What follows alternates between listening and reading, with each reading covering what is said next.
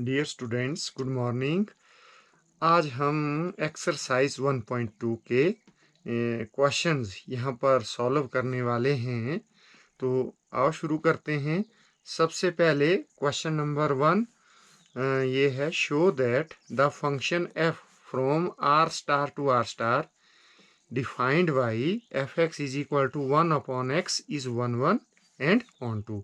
आपने प्रूव करना है कि जो ये फंक्शन 1/x है ये कैसा है, 1 and onto, where R star is the set of all non zero real numbers. R star क्या है? Set of all non zero real numbers. क्या होता है? ऐसा सेट, ऐसा मतलब रियल नंबर का सेट जिसमें जीरो नहीं होगा। और इसका एक सेकंड पार्ट है फिर, is the result true if the domain R star is replaced by set of natural number n with codomain being same as R star। तो इसको शुरू करते तो पहले इसका फर्स्ट पार्ट है कि इसको 1 और ऑन टू आपने प्रूव करना है। तो यह फंक्शन दिया है from R star to R star, और आर स्टार क्या है? Set of all non zero real number. इसको कैसे लिख सकते हैं हम? आर माइनस इसमें से जीरो निकाल दिया सेट ऑफ रियल नंबर में से, वो होता है set of non zero real numbers. तो एफ एक्स दिया है आपको इज इक्वल टू 1/x। तो सबसे पहले इसको आपने प्रूव करना है कि क्या ये 1 है। तो फॉर 1 तो 1 के लिए क्या करते हैं हम? दो एलिमेंट लेंगे, x1 x2 belongs to R star. कौन सा आर स्टार? इन दो में से जो डोमेन वाला सेट है इसमें से हम दो एलिमेंट लेंगे such that f x one is equal to f x two. फिर यहाँ क्या करते हैं हम? एफ एक्स वन की वैल्यू यहाँ पुट करेंगे, तो एफ एक्स वन की वैल्यू कहाँ से आएगी? एफ एक्स से आएगी। हम एक्स को किस से रिप्लेस करेंगे? एक्स वन से। तो ये हो जाएगा 1/x1 इज इक्वल टू, इसी तरह से एफ एक्स टू की वैल्यू क्या आएगी? 1/x2। तो इसको थोड़ा क्रॉस मल्टीप्लाई करते हैं, तो x1 इंटू वन कितना हो गया? x1, x2 इंटू वन कितना हो गया? x2। तो we get x1 is equal to x2 only. तो दिस इंप्लाइज f इज 1 तो इसका मतलब है f कैसा फंक्शन है? 1 है। ये हमने 1 फंक्शन में पढ़ा है कि 1 फंक्शन क्या होता है कि हम कोई दो आर्बिट्री पॉइंट लेते हैं डोमेन से, और सेकंड स्टेप क्या था उसमें कि हम एफ एक्स वन को एफ एक्स टू के बराबर पुट करते हैं। फिर इस इक्वेशन को सॉल्व करेंगे। If we get x1 is equal to x2 only then f is 1 यदि कुछ इसके अलावा कुछ और आता है यहाँ पर तो देन f इज नॉट 1 तो यहाँ x1 is equal to x2 only है, दिस इंप्लाइज f इज 1। अब इसको ऑन टू प्रूव करेंगे। फॉर ऑन टू, तो ऑन टू के लिए क्या निकालनी है आपने? पहले फंक्शन की रेंज। जब भी आपने फंक्शन को ऑन टू प्रूव करना है तो सबसे पहले आपने रेंज निकालनी। तो रेंज कैसे निकालते हैं? तो रेंज निकालते हैं हम, कोई एलिमेंट ये y कोडोमेन से लेना आपने। 1 निकालने के लिए हम इसकी डोमेन से x एलिमेंट लेते हैं, और ऑन टू प्रूव करने के लिए हम कोडोमेन से एक एलिमेंट y लेंगे। Let y belongs to R star codomain such that f x is equal to y. जब भी रेंज निकालनी है तो इसी तरह से निकाली जाती है कि कोई एलिमेंट y आपने कोडोमेन से लेना है और f x is equal to y put करना है। एफ एक्स की वैल्यू यहाँ पुट करके आपने इससे सॉल्व करके x की वैल्यू निकालनी है इन टर्म्स ऑफ y। तो आप देख रहे हैं कि x कितना है आपके पास? 1/y। अब ये जो x की वैल्यू है 1/y, ये किसको बिलोंग करनी चाहिए? इस सेट को, मतलब नॉन जीरो रियल नंबर को। तो हम यहाँ y की क्या वैल्यू यहाँ पुट करें? y की वैल्यू भी क्या है? Non zero real number. कौन सी वैल्यू यहाँ पुट करें ताकि x का जो आंसर है वो नॉन जीरो रियल नंबर आए? तो मतलब x की जो ये वैल्यू है किसको बिलोंग करनी है चाहिए? आर स्टार डोमेन को। जो भी x की वैल्यू यहाँ y पुट करके आएगी ये किसको बिलोंग करनी चाहिए? इस सेट को बिलोंग करनी चाहिए domain. For all y belongs to, तो आपने y की वैल्यू यहाँ वो लेनी है जिसके लिए x एक रियल आर स्टार आए, नॉन जीरो रियल नंबर आए। तो हम क्या देख रहे हैं कि जीरो तो यहाँ पुट नहीं कर सकते, जीरो तो इसमें है भी नहीं, ये set of non zero real number zero नहीं है। तो बाकी आप यदि सारे रियल नंबर यहाँ पुट करते हैं तो x भी क्या आएगा? एक रियल नंबर ही आएगा। तो हम यहाँ सारे आर स्टार के सारे एलिमेंट पुट कर सकते हैं। तो this implies y belongs to R star.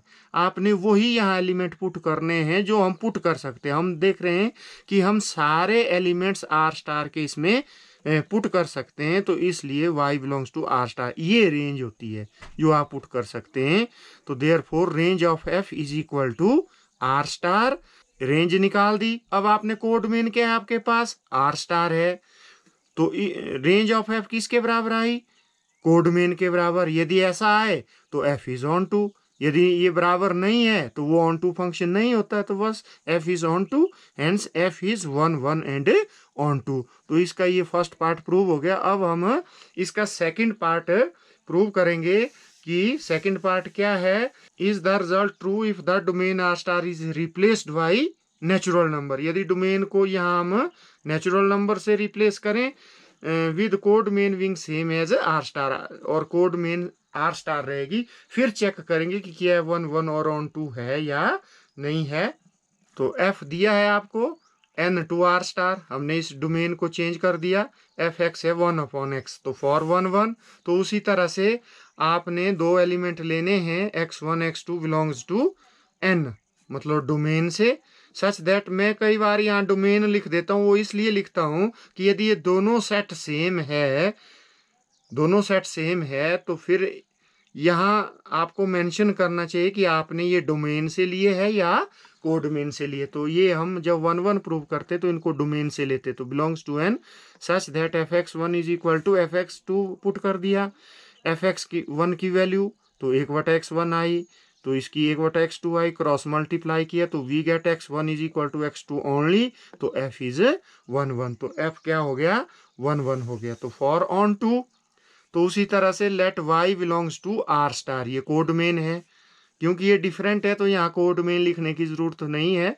तो such that f x is equal to y, तो एफ एक्स की वैल्यू 1 अपॉन एक्स पुट कर दी इज इक्वल टू वाई, और यहाँ से हमने x की वैल्यू निकालनी है इन टर्म्स ऑफ i।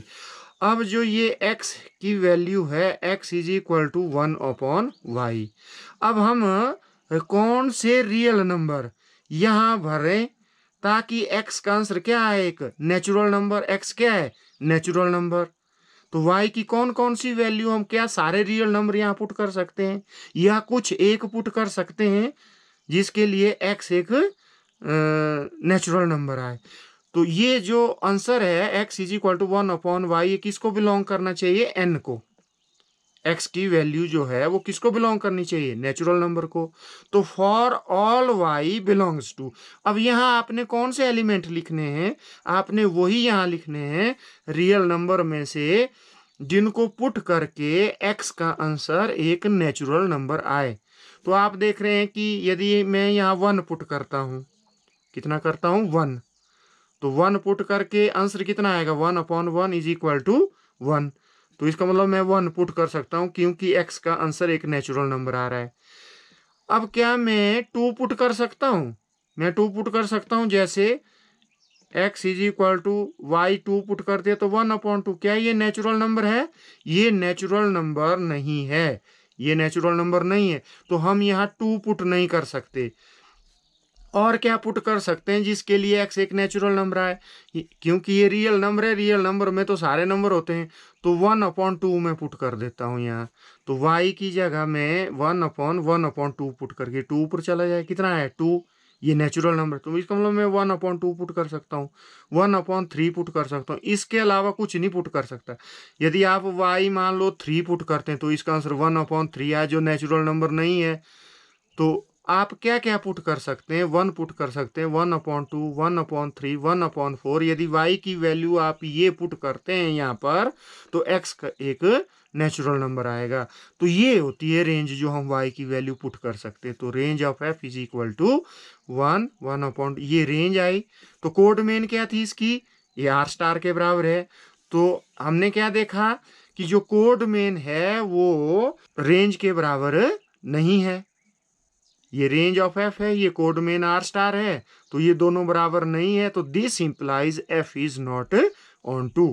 तो ऑन टू फंक्शन क्या होता है, आपने जो डेफिनेशन में हमने पढ़ा है पीछे कि ऑन टू फंक्शन वो होता है if range of f is equal to its codomain, यदि नहीं है तो उसको इन टू फंक्शन कहते हैं हम। तो ये ऑन टू नहीं है, तो from above we see that f is 1 1, ये 1 1 है, वट नॉट ऑन टू। तो ये था हमारा फर्स्ट क्वेश्चन।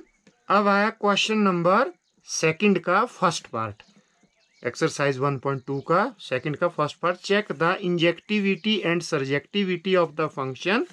आपने इंजेक्टिविटी क्या होता है, 1 1 फंक्शन को इंजेक्टिव फंक्शन बोलते हैं। सर्जेक्टिव फंक्शन क्या होता है, ऑन टू, मतलब आपने 1 1 और ऑन टू चेक करना है। तो एफ दिया है आपको n to n, function on set n, f x is equal to x square. तो आपने प्रूव करना है कि ये 1 1 और ऑन टू है। तो लेकिन मैं यहाँ लिख रहा हूँ फॉर इंजेक्टिविटी, जिस लैंग्वेज में आपसे क्वेश्चन पूछा गया है तो उसी लैंग्वेज में आपने उसका आंसर भी देना है। तो फॉर इंजेक्टिविटी, तो 1 1 के लिए क्या करते हैं हम कि दो एलिमेंट डोमेन में से लेंगे। Late x1 x2 belongs to n, यहाँ मैंने डोमेन लिख दिया, इसलिए लिख दिया कि इसकी को डोमेन भी n है, तो इसलिए यहाँ ये मेंशन करना जरूरी है सच दैट। तो आपने f x one is equal to f x two put कर दिया। अब एफ एक्स वन की वैल्यू यहाँ से पुट करनी है, एक्स को एक्स वन से रिप्लेस करना है, वो एक्स वन का स्क्वायर। तो इसी तरह से एफ एक्स टू की वैल्यू आई एक्स टू का स्क्वायर। अब क्या करना आपने कि इन दोनों को एक तरफ कर दो, इज इक्वल टू 0। अब यहाँ फॉर्मूला यूज करो a square minus b square वाला, इसके फैक्टर बना दिए। इसका हो गया x1 minus x two into x one plus x two. तो वो फॉर्मूला क्या होता है, a minus b into a plus b is equal to 0। अब ये इंपॉर्टेंट पॉइंट है यहाँ कि इन दो का प्रोडक्ट 0 है। तो आपको पता होना चाहिए कि कभी भी जब दो टर्मों का प्रोडक्ट यदि 0 है तो इसका मतलब पक्का उन दो में से कोई एक 0 है, तभी प्रोडक्ट 0 आता है। या तो फिर ये 0 है या तो ये 0 है। अब चेक करो क्या x1 प्लस x2 0 हो सकता है। x1 और x2 नेचुरल नंबर है, सम ऑफ टू नेचुरल नंबर क्या 0 हो सकता है, नहीं हो सकता। तो यहाँ लिख दिया मैंने what x1 plus x2 is not equal to 0 because sum of two natural numbers can not be equal to 0। ये 0 के बराबर नहीं हो सकता क्योंकि दोनों का प्रोडक्ट 0 है। तो इसका मतलब इनमें से एक 0 पक्का है, ये 0 नहीं है, तो ये 0 पक्का है। तो this implies x1 minus x2 is equal to 0। और यहाँ से x1 is equal to x2 only आया और कुछ नहीं आया। तो दिस इंप्लाइज f इज 1 1, मतलब 1 1 को क्या कहते हैं, that is f is injective. आपने इंजेक्टिविटी और सब्जेक्टिविटी चेक करनी, तो ये 1 1 है। अब फॉर सर्जेक्टिविटी मतलब आपने इसको चेक करना है कि ऑन टू है या नहीं है। तो उसी तरह से आपने कोई element y belongs to n, कौन सा n है, ये कोड मेन वाला। कोड मेन से आपने इसको लेना है such that f x is equal to y, ये पुट कर दिया। एफ एक्स कितना है आपका एक्स स्क्वेयर, यहाँ से आपने एक्स की वैल्यू निकालनी है अंडर रूट वाई। ये किसको बिलोंग करनी चाहिए, x is equal to under root y, ये एन को बिलोंग करनी चाहिए कि एक्स एन का एलिमेंट है। तो ये एन को डोमेन को बिलोंग करनी चाहिए क्योंकि एक्स डोमेन का एलिमेंट है और इसका आंसर है अंडर रूट वाई।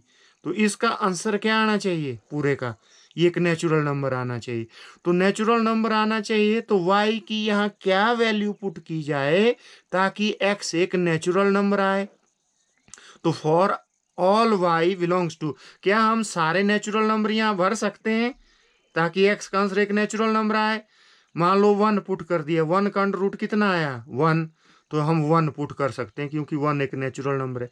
क्या आप 2 पुट कर सकते हैं अंडर रूट 2, तो अंडर रूट 2 का तो स्क्वायर नहीं निकलेगा, तो अंडर रूट 2 एक नेचुरल नंबर नहीं है, तो y2 नहीं भर सकते, 3 भी नहीं भर सकते, 4 भरेंगे तो उसका स्क्वायर रूट कितना आएगा 2, तो 2 एक नेचुरल नंबर है तो 4 भर सकते हैं। तो हम ये वैल्यू y की यहाँ पुट कर सकते हैं 1 4 9 16 25 जिनका स्क्वायर रूट निकलता हो। तो जब ये वैल्यू यहाँ हम पुट करेंगे तो x एक नेचुरल नंबर आएगा, तो ये वैल्यू पुट कर सकते हैं। जो वैल्यू हम यहाँ y की पुट कर सकते हैं उसी को रेंज कहते हैं। तो रेंज ऑफ f क्या आई, ये आई आपकी रेंज ऑफ एफ। अब आप कोड मेन चेक करो क्या है आपके पास, ये सेट एन के बराबर है। क्या range of f codomain के बराबर है? नहीं है। तो range of f is not equal to codomain, क्योंकि इसमें सारे नेचुरल नंबर नहीं आए।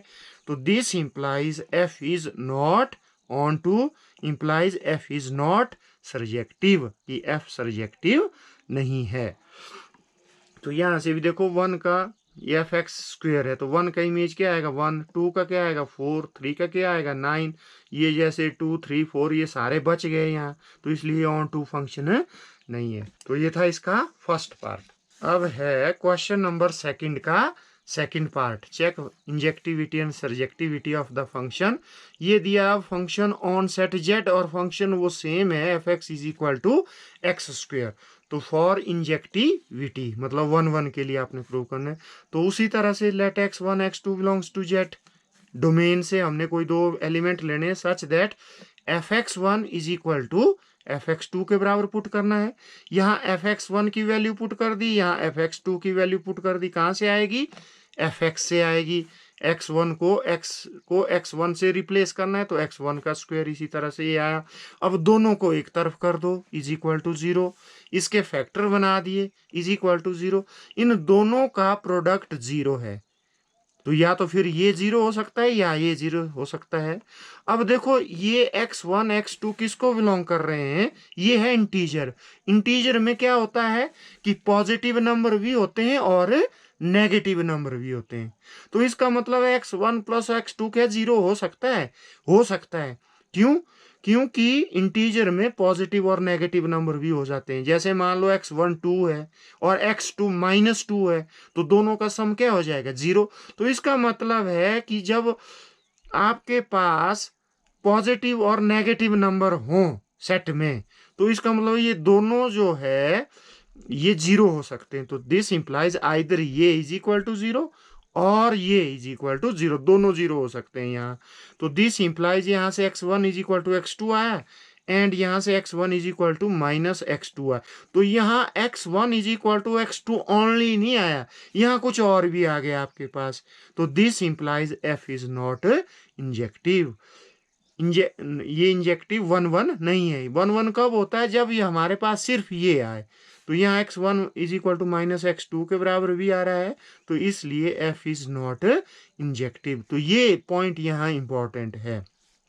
नेचुरल नंबर में क्या होता है? जहां आपके पास ये दोनों पॉजिटिव है ना, तो वहां ये 0 नहीं होता है, क्योंकि sum of two positive number is not equal to 0। तो उसमें ये 0 होगा, क्योंकि इन दो में से पक्का एक 0 तो होगा ही, क्योंकि दोनों का प्रोडक्ट 0 है।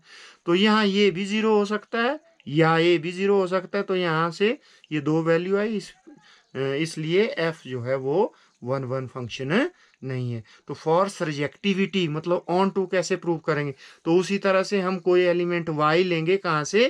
कोड मेन से। Codomain such that f x is equal to y, तो एक्स स्क्वेयर हो गया y, x is equal to √y। अब ये किसको बिलोंग करना चाहिए? x is equal to √y। ये z टू z है फंक्शन f। तो डोमेन वाले जो सेट है उसका एलिमेंट x है, कोड मेन से हमने y लिया है। तो x किसके बराबर है आपके पास? √y। क्या आप सारे इंटीजर यहाँ भर सकते हैं? भरने के बाद इसका आंसर भी क्या आना चाहिए? एक इंटीजर आना चाहिए। क्यों? x है इसके बराबर और x क्या है? इंटीजर। आप y की वही वैल्यू यहाँ पुट करेंगे जिसके लिए x का आंसर एक इंटीजर आए। अच्छा, इंटीजर पॉजिटिव भी होते हैं नेगेटिव भी होते हैं। तो नेगेटिव वैल्यू तो हम यहाँ नहीं भर सकते, क्योंकि यदि अंडर रूट के अंदर जैसे मान लो -2 आया, तो ये रियल नंबर नहीं होता है। ये इंटीजर तो ये रियल नंबर भी नहीं होता, इसको हम कम्प्लेक्स नंबर पढ़ते हैं। +1 में आपने पढ़ा है, यदि अंडर रूट के अंदर माइनस नेगेटिव नंबर आए तो वो कम्प्लेक्स नंबर होता है, वो रियल नंबर नहीं होता। तो नेगेटिव नंबर तो यहाँ हम पुट नहीं कर सकते। तो पॉजिटिव नंबर कौन कौन से पुट कर सकते हैं? क्या 1 पुट कर सकते हैं? 0 पुट कर सकते हैं यहाँ 0। तो 0 यहाँ पुट कर सकते हैं। एक्स का आंसर क्या आएगा? 0। तो 0 एक इंटीजर है, तो मैंने यहाँ नहीं लिखा, तो ये 0 भी हम यहाँ पुट कर सकते हैं।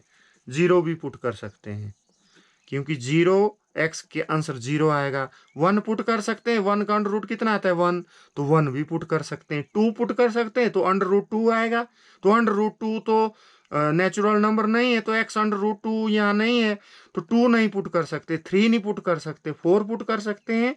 तो स्क्वायर रूट ऑफ 4 कितना होता है 2, 2 क्या है एक इंटीजर, तो 4 पुट कर सकते। तो इस तरह से ये नंबर जो परफेक्ट स्क्वायर है उनको हम पुट कर सकते हैं 0 1 4 9 16 सो ऑन, 0 1 4 9 16 सो ऑन।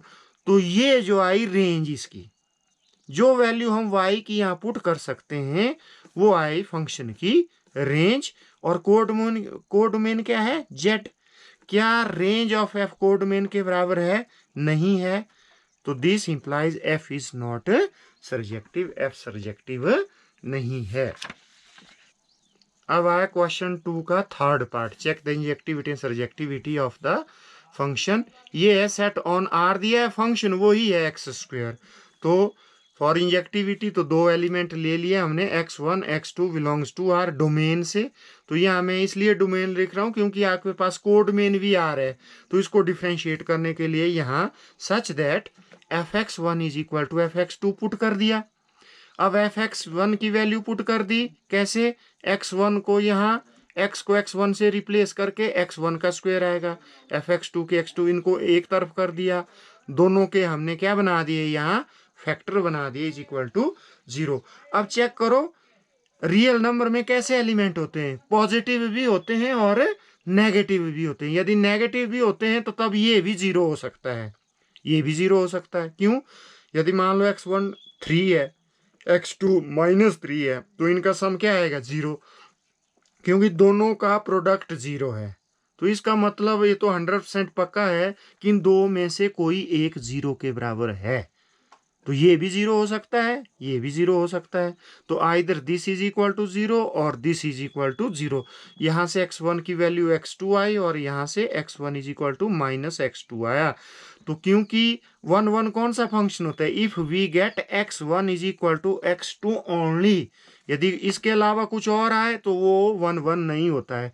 तो this implies f is not injective, क्योंकि हमारे पास ये चीज भी आ रही है तो इसलिए इंजेक्टिव नहीं है। इंजेक्टिव होता है 1 1 फंक्शन। और अब ऑन टू के लिए तो फॉर सर्जेक्टिविटी, तो इसको हमने सर्जेक्टिव देखना है कि ऑन टू है या नहीं। तो उसी तरह से हम एक element y belongs to R codomain से लेंगे such that fx is equal to y, fx की वैल्यू पुट कर दी is equal to y, x क्या है अंडर रूट y, तो x क्या आया आपका अंडर रूट y, यहाँ लिख दिया है मैंने। तो इसकी रेंज है y हमने कोड मेन से एक एलिमेंट लिया। अब जो रेंज आएगी, आप रेंज क्या होती है कि हम y की क्या वैल्यू यहाँ पुट कर सकते हैं ताकि x एक रियल नंबर आए। तो आप क्या क्या पुट कर सकते हैं यहाँ रियल नंबर में से, देखो, क्या आप नेगेटिव रियल नंबर पुट कर सकते हैं, नहीं, क्यों, यदि अंडर रूट के अंदर कोई नेगेटिव नंबर आता है तो वो रियल नंबर नहीं होता है, वो होता है कम्प्लेक्स नंबर, आपने +1 में पढ़ा है। तो नेगेटिव नंबर नहीं हम यहाँ भर सकते, क्या 0 भर सकते हैं, तो x का आंसर 0 आएगा, 0 एक रियल नंबर है, 0 भर सकते हैं। मतलब 0 से लेस देन नहीं भर सकते हैं जो नेगेटिव नंबर है। तो हम 0 से आगे सारे पॉजिटिव, 2 भर सकते हैं अंडर रूट 2, तो अंडर रूट 2 भी तो रियल नंबर है, 3 अंडर रूट 3 भी रियल नंबर है, बाकी सारे रियल नंबर होते हैं सिर्फ इनको छोड़ करके कि अंडर रूट के अंदर नेगेटिव नंबर नहीं आए। तो मतलब हम 0 से लेकर के इन्फिनिटी तक सारे एलिमेंट भर सकते हैं। इसको हम रोस्टर फॉर्म में नहीं लिख सकते जैसे हमने पीछे लिखा कि 1, तो ये सारे रियल नंबर हम यहाँ भर सकते हैं। तो इसको इंटरवल में लिखते हैं, 0 को भर सकते हैं तो close interval 0 to infinity open, सारे भर सकते हैं। तो मतलब for all y belongs to closed interval 0 to infinity, ये नंबर हम यहाँ भर सकते हैं, उसके लिए x एक रियल नंबर है। तो रेंज आई है, जो वैल्यू आप y की यहाँ पुट कर सकते हैं वो रेंज। तो range of f is equal to closed interval 0 to infinity, codomain क्या है इसकी r है, तो range of f is not equal to codomain, ये दोनों बराबर नहीं है। तो this implies f is not surjective, f onto नहीं है। तो थोड़ा मैं यहाँ एक नोट दिया है आपको कि square of any real number क्या होता है, पॉजिटिव। कोई भी रियल नंबर है यदि उसका स्क्वायर निकालेंगे तो उसका आंसर पॉजिटिव आता है। और those numbers whose square is negative, कि ऐसे नंबर जिनका स्क्वायर नेगेटिव आए आर नॉट रियल, उनको रियल नंबर नहीं कहते हैं। जैसे √-1, √-2, √-3 एटसेट्रा, यदि इनका स्क्वायर निकालेंगे हम तो आंसर क्या आएगा? -1, -2। तो इस टर्म का स्क्वायर आ रहा है नेगेटिव, तो ये रियल नंबर नहीं होते हैं, इनको कहते हैं हम कॉम्प्लेक्स नंबर। ये ध्यान रहे। तो ये था आपका क्वेश्चन नंबर 2 का थर्ड पार्ट। अब आया आपके पास क्वेश्चन नंबर 2 का fourth part. Check the injectivity and surjectivity. F दिया आपको function n/n, fx is equal to x3। तो for injectivity let x1 x2 belongs to N domain, हम डोमेन से लेंगे ये दो element, such that fx1 is equal to fx2। तो यहाँ पुट कर दिया x1 का cube is equal to x2 का क्यूब, मतलब x को रिप्लेस कर दिया x1 से, तो fx1 की वैल्यू आ जाएगी x1 का क्यूब। अब दोनों को एक तरफ कर दिया इज इक्वल टू 0। जैसे हमने x1 square minus x2 square के फैक्टर बनाए थे, इसी तरह से इसके फैक्टर, तो इसके फैक्टर क्या बनेंगे? x1 minus x2 into x1 का square plus x1 x2 plus x2 का स्क्वायर इज इक्वल टू 0। ये फॉर्मूला यूज किया, आपने पढ़ा होगा a³ माइनस v³ किसके बराबर होता है? ये होता है a minus b into a² plus ab plus b²। ये फॉर्मूला है, आपने 8th में पढ़ा है, 8th 9th 10th में पढ़ा है इस फॉर्मूले को। तो ये यूज किया इज इक्वल टू 0। अब इन दोनों का प्रोडक्ट 0 है, या तो ये 0 हो सकता है या ये 0 हो सकता है, या दोनों भी 0 हो सकते हैं, तभी प्रोडक्ट 0 आएगा। अब चेक करो क्या ये इसका ये 0 हो सकता है? x क्या, x1 x2 क्या है? Natural number. तो नेचुरल नंबर यहाँ बीच में प्लस है, माइनस कहीं भी नहीं है, तो जब भी आप नेचुरल नंबर यहाँ पुट करेंगे तो इसका आंसर कभी भी 0 नहीं आएगा। तो what this is not equal to 0, इसका क्या मतलब है? क्योंकि इन दो में से एक 0 तो पक्का है, क्योंकि दोनों का प्रोडक्ट 0 है, तो इसका ये तो 0 नहीं है। तो this implies x1 minus x2 is equal to 0, this implies x1 is equal to x2 only आया, this implies f is injective function, ये इंजेक्टिव फंक्शन है। तो फॉर सर्जेक्टिविटी ऑन 2 के लिए प्रूव करेंगे। तो उसी तरह से let y belongs to n codomain, हमने कोड मेन से एक एलिमेंट y लेना है। ये कोड मेन इसलिए लिया क्योंकि ये दोनों n है। यदि आप सिर्फ n लिखते हैं तो फिर इससे क्लियर नहीं होगा कि आपने ये y कहाँ से लिया है, तो इसलिए कोड मेन से लिया है, such that fx is equal to y। इसी तरह से हमने जितने भी क्वेश्चन किए fx की वैल्यू x³ पुट कर दी इज इक्वल टू y। तो x कितना आया? आपने x की वैल्यू y⁻⁴ तो ये कैसे सॉल्व करते हैं इसको? जब पावर को आप दूसरी तरफ ले जाते हैं तो उसका रेसिप्रोकल होकर के वो दूसरी तरफ पावर लग जाती है। जैसे मान लो ये है आपका x⁻², 2/3 is equal to y। तो x की वैल्यू कितनी आएगी? y⁻3/2, मतलब इसका रेसिप्रोकल हो जाएगा इस तरफ। जैसे 3 है तो दूसरी तरफ 1/3 पावर आ जाएगी, राइट। अब x की वैल्यू निकाल दी, तो ये किसको बिलोंग करना चाहिए? ये पूरी वैल्यू x है y⁻1/3। x क्या है? एक नेचुरल नंबर, तो इसका आंसर नेचुरल नंबर आना चाहिए। तो y भी क्या है? एक नेचुरल नंबर। तो यहाँ हम कौन से नेचुरल नंबर y भर सकते हैं ताकि इस पूरे का आंसर भी एक नेचुरल नंबर आए? अब जैसे आप 1 पुट करेंगे, नेचुरल नंबर 1 से शुरू होते हैं, तो 1⁻1/3 कितना आएगा? वो भी 1 आएगा। तो इसका मतलब 1 आप पुट कर सकते हैं। फिर 2⁻1/3, तो क्यूब रूट तो 2 का नहीं निकलेगा, तो वो एक नेचुरल नंबर नहीं है। 2 नहीं पुट कर सकते, 3 नहीं पुट कर सकते, आप वही टर्म y पुट कर सकते हैं जिसका क्यूब रूट निकलता हो। तो क्यूब रूट को किसका आएगा? 8 का। 8⁻1/3 2 आएगा, वो भी एक नेचुरल नंबर है। 27 हो गया, उसका 3 आएगा। 64 होगा तो 4 का क्यूब रूट होता है। तो हम यहाँ y की वैल्यू 1, 8, 27, 64 सो ऑन, मतलब जो परफेक्ट क्यूब है उनको यहाँ पुट कर सकते हैं। तो जो वैल्यू हम यहाँ पुट कर सकते हैं वही फंक्शन की रेंज होती है। तो रेंज आई आपके पास ये। ले कोड मीन क्या थी आपके पास? Set of natural number. आप क्या चेक कर रहे हैं कि range of f is not equal to codomain के बराबर नहीं है, तो f is not surjective, f जो है वो सरजेक्टिव नहीं है। तो यहां से भी देख रहे हैं कि एफ एक्स कितना है, एक्स 1 की रेंज क्या है, एक्स क्यूब। तो 1 की रेंज क्या आएगी, 1 का क्यूब 1। 2 की रेंज क्या आएगी, 2 का क्यूब 8। 3 का क्यूब 27। तो ये इनके इमेज आएंगे जो परफेक्ट क्यूब है। जो बाकी टर्म है वो इसमें बच गई। तो आप देख रहे हैं कि जो रेंज आ रही है वो कोड मेन के बराबर नहीं है, क्योंकि इसमें कुछ एलिमेंट रह गए, तो इसलिए ये ऑन टू या सरजेक्टिव फंक्शन नहीं है। अब आया क्वेश्चन नंबर 2 का 5th part. Check the injectivity and surjectivity of the function f Z to Z f x is equal to x cube.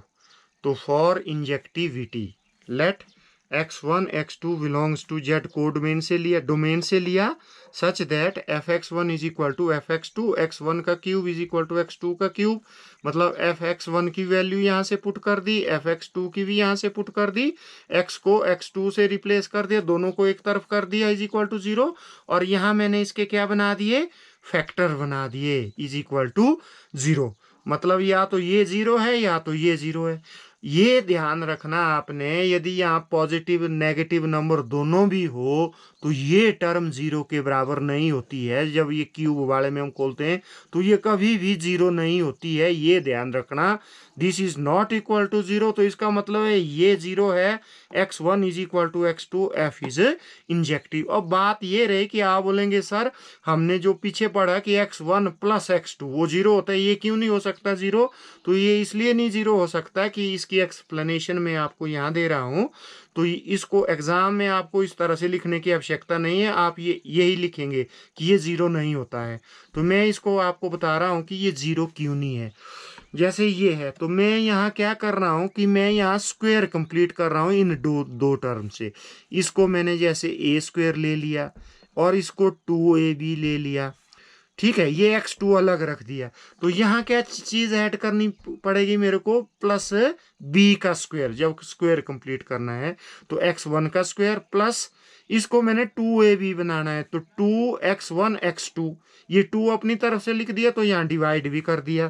तो v का स्क्वायर क्या लेना आपने, इसका स्क्वायर, तो प्लस x2 अपॉन 2 का होल स्क्वायर, ये अपनी तरफ से लिख दिया। तो इसको खत्म भी करना है तो आगे इसको मैंने माइनस भी कर दिया, x2 का स्क्वायर अपॉन 2। उसके बाद क्या रह गया आपके पास, प्लस x2 का होल स्क्वायर। यदि ये तो कट जाएगा, देखो 2 से 2 कट जाएगा तो यही चीज रह जाएगी। तो इस तरह से स्क्वायर कंप्लीट करते हैं।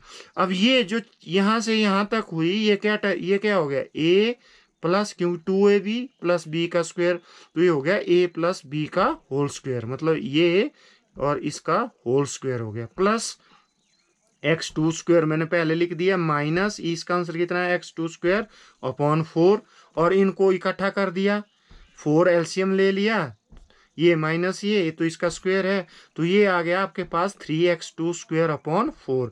अब मैंने इसमें भी क्या कर दिया कि ये स्क्वायर बाहर निकाल दिया, तो इसको मैं लिख सकता हूँ √3x2 अपॉन 2 का होल स्क्वायर। ठीक है, अब इसका स्क्वायर प्लस इसका स्क्वायर, देखो ये रियल नंबर है, सारे इंटीजर है, इनका स्क्वायर भी कैसा होगा, पॉजिटिव आएगा।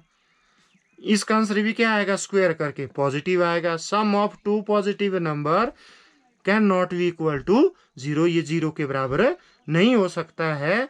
तो इसका मतलब है कि जो ये टर्म हमने ये देखी तो ये 0 के बराबर नहीं होगी, तो इसलिए ये 1 फंक्शन है, ये इंपॉर्टेंट है। तो फॉर सरजेक्टिविटी, तो मतलब अब हमने इसको ऑन टू प्रूव करना है कि ये ऑन टू है या नहीं है।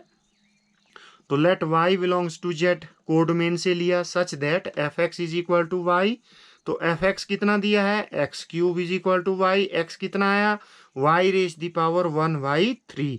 अब x is equal to y raise the power 1/3, इस पूरे का x क्या है, एक इंटीजर, तो इसका आंसर एक इंटीजर आना चाहिए कि हम y क्या पुट करें कि इसका आंसर एक इंटीजर आए। तो y भी क्या है, इंटीजर्स। क्या हम सारे इंटीजर्स यहाँ पुट कर सकते हैं या कुछ एक, ताकि x का आंसर एक इंटीजर आए। तो चलो चेक करते हैं। तो हम y क्या पुट कर सकते हैं, 1 पुट कर सकते हैं। 1 का रेज दी पावर 1 y 3 आएगा, उसका आंसर कितना आएगा 1, तो 1 पुट कर सकते हैं। फिर -1 रेज दी पावर, क्योंकि इंटीजर में नेगेटिव पॉजिटिव नंबर होते हैं, -1 का, तो इसका आंसर भी -1 आता है, तो -1 भी पुट कर सकते, मतलब +-1 भी हम यहाँ पुट कर सकते हैं। फिर आया आपके पास क्या 2 पुट कर सकते हैं, 2 रेज दी पावर 1 बाई 3, तो 2 का क्यूब रूट तो नहीं निकलता है, तो 2 पुट नहीं कर सकते। 3 पुट कर सकते हैं, 3 रेज दी पावर 1 बाई 3, तो 3 का क्यूब रूट भी नहीं निकलता है, तो 3 रेज दी पावर 1 बाई 3 जो है वो एक इंटीजर नहीं आएगा, तो 3 भी पुट। हम यहाँ वो टर्म इंटीजर्स पुट करेंगे जिनका क्यूब रूट निकलता हो। तो क्यूब रूट किसका निकलेगा, 8 का, तो -8 का भी, तो -8 का क्यूब रूट कितना होता है, -2।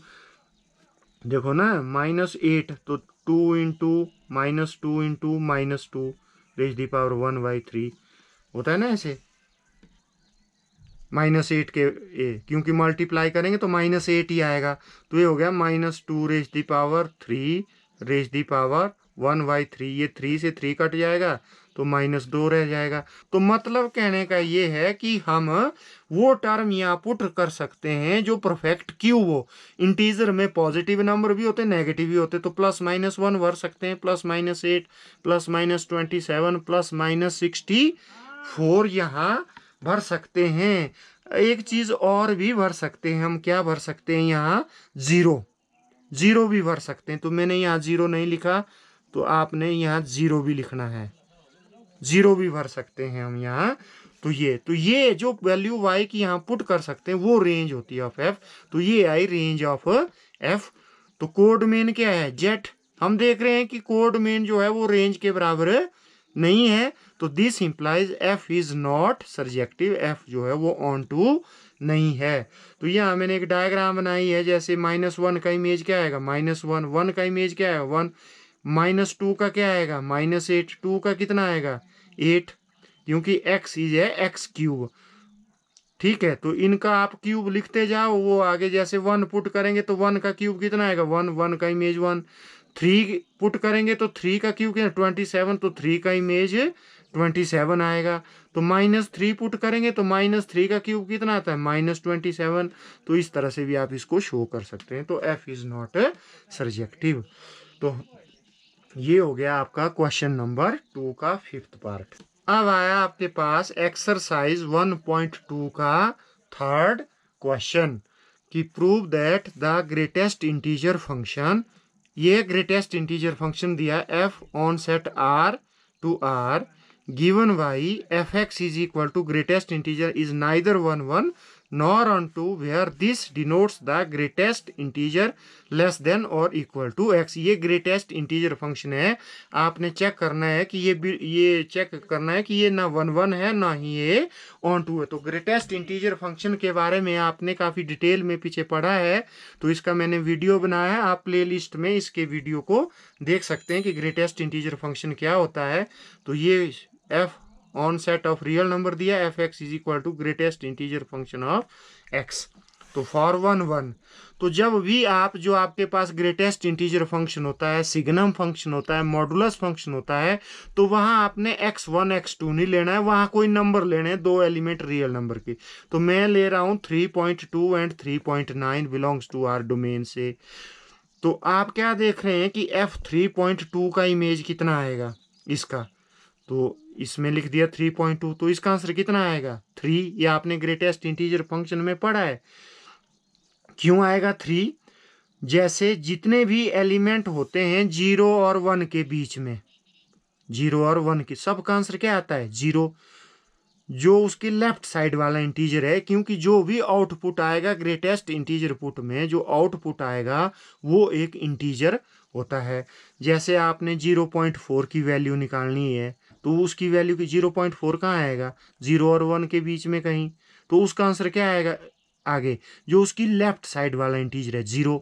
अब मान लो कोई पॉइंट आपके पास 1.5 है, तो 1.5 किसके बीच में आएगा, 1 और 2 के बीच में। तो इसका आंसर क्या आएगा, इंटीजर ही आएगा। इंटीजर कैसा होगा, लेस देन और इक्वल टू एक्स। यदि मैं एक्स मान लूँ 1.5 है तो इसकी वैल्यू क्या आएगी, लेस देन और इक्वल टू एक्स। तो मतलब होगा इंटीजर वो, तो 1.5 से कम इंटीजर क्या आएगा 1। तो मतलब 1.5 आएगा तो लेफ्ट साइड वाला इंटीजर इसका आंसर आएगा। अब जैसे 3.2 है, इसका आंसर क्या आएगा, 3.2 कहाँ आएगा, 3 और 4 के बीच में। तो 3.2 के लेफ्ट साइड कौन सा इंटीजर है, 3 आंसर आएगा। 3.9 भी 3 और 4 के बीच में ही है, तो उसका आंसर भी क्या आएगा, 3 आएगा। जैसे -1.5 कहाँ आएगा, यहाँ जैसे, तो -1.5 के लेफ्ट साइड कौन सा इंटीजर है, -2, तो इसका आंसर -2 आया। ठीक है, जैसे 2.5, इसका आंसर क्या आएगा, 2.5 आया 2 और 3 के बीच में, तो इसका आंसर कितना आएगा, लेफ्ट साइड वाला इंटीजर 2। तो इस तरह से मैंने दो एलिमेंट लिए 3.2 और 3.9। आप इस तरह के एलिमेंट कोई भी ले सकते हैं यहाँ, वन कि ये 1 नहीं है। जैसे 4 पॉइंट, मान लो आप 0 और 1 के बीच में कोई भी दो एलिमेंट ले लो, 1 और 2 के बीच में जैसे 1.2 1.9 ले लो, या 2.3 2.4 ले लो। इस तरह के एलिमेंट, मतलब डेसिमल से पहले वाला अंक आपने दोनों में सेम रखना है, और आगे आप कुछ भी लिख दो यहाँ, तो दो एलिमेंट लेने। तो इसका इमेज कितना आएगा, 3.2 का आंसर क्या आएगा 3, इसका आंसर भी क्या आएगा 3। ये तो दो डिफरेंट एलिमेंट है, लेकिन इनका इमेज कैसा आ रहा है, सेम आ रहा है, सेम आ रहा है। तो this implies f is not 1 जैसे मैंने यहाँ डायग्राम बनाई है, 0 का इमेज 0, 0.1 का इमेज भी कितना आएगा, 0.1 आएगा, 0 और 1 के बीच में 0 आएगा आंसर, तो इसका इमेज 0, 0.2 का 0, 0.3 का 0। तो आप देख रहे हैं कि जैसे 3.2 का कितना आएगा 3, 3.9 का भी कितना आएगा 3, 3.1 का भी कितना आएगा 3, क्योंकि ये सारे नंबर 3 और 4 के बीच में है, और लेफ्ट साइड वाला इंटीजर 3 आएगा। तो आप देख रहे हैं कि ये 1 फंक्शन नहीं है, तो एफ इज नॉट 1 क्योंकि इन दोनों का इमेज सेम है, वो 1 नहीं है। तो 1 में क्या होना चाहिए कि सबका इमेज डिफरेंट होना चाहिए, तो यहाँ सेम आ रहा है, तो ये 1 फंक्शन नहीं है। तो इस तरह से आप इसको प्रूव कर सकते हैं। तो फॉर ऑन टू, तो ऑन टू के लिए रेंज निकालते थे, लेकिन ऑन आपका ग्रेटेस्ट इंटीजर फंक्शन की रेंज तो आपको पता है कि उसकी रेंज क्या होती है, सेट ऑफ ऑल इंटीजर्स। तो यहाँ रेंज निकालने की आवश्यकता नहीं है, जो भी आउटपुट आपका आ रहा है वो क्या आ रहा है कि इंटीजर, तभी तो इसको ग्रेटेस्ट इंटीजर फंक्शन कहते हैं। तो रेंज ऑफ एफ जेड है, कोड मेन क्या है इसकी, कोड मेन है इसकी set of all real numbers. तो आप क्या देख रहे हैं कि range of f is not equal to codomain f is not onto, from above we see that f is neither 1 nor onto. इस तरह से आप इसको प्रूव कर सकते हैं। ये था आपका क्वेश्चन नंबर 3। अब आ गया आपका question number 4। Show that the modulus function f on set R given by f x is equal to mod x is neither 1 nor onto. आपने प्रूव करना कि जो मॉडुलस फंक्शन है ना 1 है ना ऑन टू है। Where mod x if x is positive और 0 and mod x is negative if x is negative. ये तो डेफिनेशन है मॉडुलस फंक्शन की। तो ये फंक्शन है f on set R, f x दिया है मॉड एक्स, तो ये क्या दिया है आपको कि f x is equal to x के बराबर है if x is greater than और इक्वल टू 0, और माइनस एक्स होता है if x is less than 0। यदि एक्स नेगेटिव है तो एफ एक्स माइनस एक्स के बराबर होता है, और ये x के बराबर होता है if x is greater than और इक्वल टू 0। इसको हम ऐसे भी लिख सकते हैं, क्योंकि ये दो f x is equal to mod x को हम x के बराबर लिख सकते हैं if x is greater than और इक्वल टू 0, और एफ एक्स को मॉड एक्स लिख सकते हैं minus x if x is less than 0। मैंने कहा था कि जब भी आपने 1 फंक्शन करना है तो x1 x2 नहीं लेंगे डोमेन से, आपने कोई एलिमेंट चूज करने हैं। ठीक है, चाहे सिग्नम फंक्शन है, मॉडुलस है, चाहे ग्रेटेस्ट इंटीजर फंक्शन है। तो यहाँ मैं दो एलिमेंट ले रहा हूँ 2, -2 बिलोंग्स टू आर। आपने प्रूव करना है कि ये 1 नहीं है, तो उस तरह से आपने एलिमेंट लेने हैं, डोमेन से ले लिए दो एलिमेंट। अब 2 का इमेज क्या आएगा, mod 2 is equal to 2। F -2 का इमेज क्या आएगा, मॉड -2x है लेस देन 0। तो इसका आंसर होता है -x, x है आपका -2, तो ये हो जाएगा माइनस माइनस टू, कितना है प्लस टू। आप क्या देख रहे हैं कि टू का इमेज भी टू है, माइनस टू का इमेज भी टू है, इन दोनों का इमेज सेम है, f two is equal to f minus two, दोनों का इमेज सेम है। This implies f is not one one. यदि एरो डायग्राम से आप देखेंगे तो माइनस वन और वन का इमेज क्या आएगा वन, माइनस टू और टू का इमेज क्या आएगा टू, और माइनस थ्री और थ्री का इमेज क्या आएगा थ्री। मॉडुलस फंक्शन का जो आउटपुट होता है वो होता है नॉन नेगेटिव रियल नंबर, मतलब वो पॉजिटिव नंबर ही आएगा। तो यहाँ ये नेगेटिव नंबर बच गए, मतलब यहाँ देख रहे हैं कि सेम इमेज आ रहे हैं, तो इसलिए ये वन वन फंक्शन नहीं है। फॉर ऑन टू, तो ऑन टू के लिए कैसे प्रूव करेंगे आप, let y belongs to R, आपने कोड मेन से ये कोई एलिमेंट ले लिया, such that f x is equal to y, तो मॉड एक्स क्या होगा वाई। तो इसको मैं इस तरह से लिख, y is equal to mod x. तो वाई की वैल्यू कैसी आएगी, एक्स की आप कोई भी रियल नंबर यहाँ भर दो, वाई की वैल्यू या तो जीरो आएगी या तो पॉजिटिव आएगी, नेगेटिव नहीं आ सकती, मतलब ग्रेटर देन और इक्वल टू जीरो।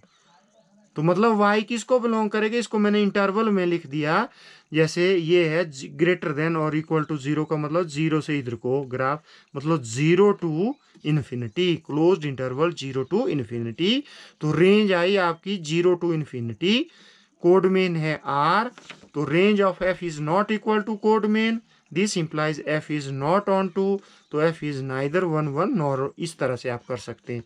हाँ, इसकी रेंज को, क्योंकि जब मॉडुलस फंक्शन होता है ना दिया हुआ, तो वहाँ एक्स की वैल्यू निकालने की आवश्यकता नहीं होती, वहीं चेक करना होता है कि वाई की वैल्यू क्या आएगी। तो वाई की यहाँ देखो, आप कोई भी रियल नंबर पुट करो वो आएगा ग्रेटर देन और इक्वल टू जीरो ही answer. Non negative real number होती है इसकी रेंज, हमने मॉडुलस फंक्शन में भी पढ़ा है। तो ये ऑन टू फंक्शन नहीं, आप इस तरह से भी इस फंक्शन की रेंज निकाल सकते हैं। एग्जाम में तो ये ऐसे भी कर सकते हैं या ऐसे कर सकते हैं, तो मैं यहाँ बता रहा हूँ कि f x is equal to y ले लिया, mod x is equal to y. अब दो केस होंगे हमारे पास कि when x is greater than और इक्वल टू जीरो, तो f x is equal to y, तो एफ एक्स किसके बराबर होता है x, x is equal to y. अब आप वाई की कौन सी वैल्यू यहाँ पुट करें जिसके लिए एक्स की वैल्यू कैसी आनी चाहिए, ग्रेटर देन और इक्वल टू जीरो, नेगेटिव नहीं आनी चाहिए। तो वाई की भी तो वही वैल्यू भर सकते हैं ना हम कि ग्रेटर देन और इक्वल टू जीरो भरनी पड़ेगी, तभी एक्स की वैल्यू ग्रेटर देन और इक्वल टू जीरो आएगी। That is y belongs to close interval zero to infinity, इसको नंबर एक दे दो, ठीक है। अब सेकंड केस क्या है कि when x is less than zero, क्योंकि दो केस है ना मॉडुलस फंक्शन में, when x is less than zero, that is when x belongs to minus infinity to zero, मतलब नेगेटिव है एक्स। तो f x is equal to y when x is equal to zero, तो f x किसके बराबर होता है minus x is equal to y, x की value निकाली माइनस वाई। अब ध्यान दो, एक्स कैसा है लेस देन, एक्स का आंसर नेगेटिव आना चाहिए, मतलब लेस देन आना चाहिए इसका आंसर नेगेटिव। अब आप ये बताओ, आप y की वैल्यू यहाँ पॉजिटिव भरेंगे या नेगेटिव भरेंगे ताकि x नेगेटिव आए, यहाँ माइनस है, यदि आप y की वैल्यू माइनस में भरेंगे तो ये टोटल क्या बन जाएगा पॉजिटिव, ठीक है। तो आप नेगेटिव वैल्यू y की नहीं भर सकते, आपको क्या कैसी भरनी पड़ेगी पॉजिटिव, तो इस माइनस से वो नेगेटिव हो जाएगी क्योंकि x का आंसर लेस देन जीरो आना चाहिए। तो y की वैल्यू क्या भर सकते हैं आप, पॉजिटिव का मतलब है greater than zero, for all y greater than zero, that is for all y belongs to, इसको इंटरवल में लिख दो, ये greater strict interval zero to infinity, इसको नंबर दो दे दो। फ्रॉम वन एंड टू, तो रेंज ऑफ एफ आएगी ये यूनियन ये, मतलब इन दोनों के सारे एलिमेंट्स। अब दोनों के सारे एलिमेंट्स क्या होंगे, इसमें है जीरो से लेकर के इन्फिनिटी तक, और इसमें क्या है, इसमें जीरो नहीं है, जीरो से थोड़ा आगे से इन्फिनिटी तक है, तो यूनियन में क्या आएगा जीरो से इन्फिनिटी तक सारे एलिमेंट आएंगे। तो रेंज ऑफ एफ आई closed interval zero to infinity. तो आप इसकी रेंज इस तरह से भी निकाल सकते हैं। उसके बाद आप ऐसे ही कर सकते हो कि कोड मेन आर है तो रेंज ऑफ एफ जो है वो कोड मेन के बराबर नहीं है, तो f is not onto. आप इस क्वेश्चन को इस तरह से भी कर सकते हैं। ये हो गया आपका क्वेश्चन नंबर 4। इसके बाद आया आपका एक्सरसाइज 1.2 का क्वेश्चन नंबर 5। ये है signum function. Show that the signum function f R to R given y f x is equal to 1 if x is greater than 0, if x is equal to 0 -1 if x is less than 0 is neither 1 1 nor onto. आपने किसी भी तरह से prove करना है कि ये 1 1 और ऑन टू नहीं है। तो ये फंक्शन R2R है, ये fx दिया है। तो फॉर 1 1 मैंने कहा था कि चाहे ग्रेटेस्ट इंटीजर फंक्शन हो, मॉडुलस फंक्शन हो, सिग्नम फंक्शन हो, जब भी 1 1 प्रूव करना है तो एलिमेंट को ही लेना है। जैसे मैंने 2 एलिमेंट ले लिए, let 2, 3 belongs to R domain से ले लिए, तो f2 का इमेज कितना आएगा 1। क्यों? जितने भी x ग्रेटर देन 0 है, पॉजिटिव x है, उन सब का इमेज क्या है 1 है। तो f2 का इमेज भी 1 है, f3 का भी 1 है। ठीक है, तो हम क्या देख रहे हैं कि दोनों का इमेज सेम है, तो f इज नॉट 1 1। यहाँ मैंने डायग्राम ने ये रियल नंबर है। तो जैसे जितने भी नेगेटिव नंबर है उनकी रेंज क्या होती है -1। When x is less then जितने भी है उनकी रेंज क्या है -1। हमने सिग्नम फंक्शन में पढ़ा है। 0 की रेंज 0 है। जितने भी पॉजिटिव रियल नंबर उन सब की रेंज क्या है 1। तो ये तो 1 1 फंक्शन है ही नहीं, ये मैनी 1 है। तो f is not 1 1 function. Onto के लिए हेयर तो रेंज ऑफ f क्या है? तो आप देख रहे हैं कि range of negative real number की -1 है, 0 की 0 है, पॉजिटिव की 1 है। तो रेंज में क्या आएगा इसके -1, 0, 1। सिग्नम फंक्शन में पढ़ा है तो यहाँ रेंज निकालने की आवश्यकता नहीं है। कोड मीन कितनी है आपकी? r के बराबर है।